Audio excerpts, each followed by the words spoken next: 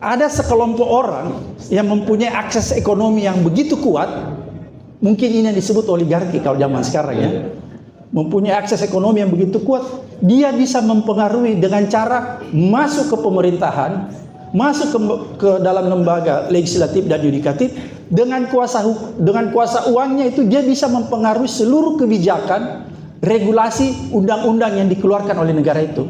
Ini tercermin di Indonesia. Tidak ada satupun undang-undang yang ada di Indonesia itu bukan berdasarkan kepentingan para oligark. Undang-undang Cipta Kerja, contohnya kita ambil. Undang-undang Cipta Kerja, bro, kalau kita lihat, itu dia diselesaikan dalam waktu kurang lebih setahun. Kurang lebih setahun ya kalau kita lihat. Padahal dia terdiri dari 97 undang-undang yang dirangkum dalam satu undang-undang yang disebut Omnibus Law.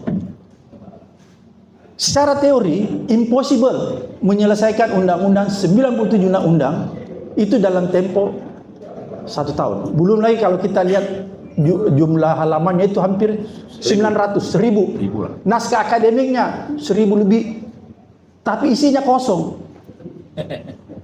Kenapa saya bilang kosong? Karena tidak berpihak kepada pekerja, kepada rakyat dan lain-lain. Tapi dia berpihak kepada pemilik modal. Kenapa bisa begitu? Karena itu tadi, sifat korupsi di Indonesia itu disebut state capture corruption.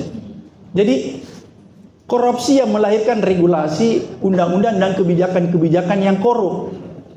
Kira-kira seperti itu. Oleh karena itu, salah kalau orang selalu mencontohkan bahwa pemberantasan korupsi di Indonesia itu harus mencontoh misalnya Korea dan lain-lain. Enggak salah itu teorinya.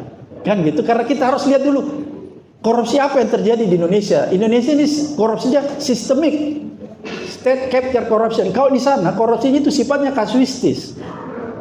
Kalau kasuistis itu pendekatannya bisa dengan cara pencegahan, perbaikan tata kelola, kira-kira gitu.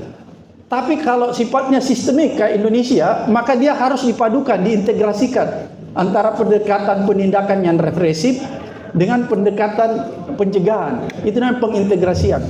Kira-kira seperti begitulah cara memberantas korupsi di Indonesia. Oleh karena itu, banyak kalangan bertanya, apa yang harus dilakukan nih? Ya itu tadi, pertama-tama penegak hukumnya dulu harus dibersihkan. Kalau kita tidak menyentuh penegak hukum, aparat penegak hukum secara menyeluruh ya. Jadi ada yang disebut judicial corruption, mulai dari pengacaranya, mata rantai mafia lah, pengacara, jaksa, polisi sampai pengadilan. Itu yang harus dibersihkan dulu. Kalau ini nggak bersih, menurut saya, Anda sampai bengkok pun memberantas, tangkapin semua itu bupati, gubernur.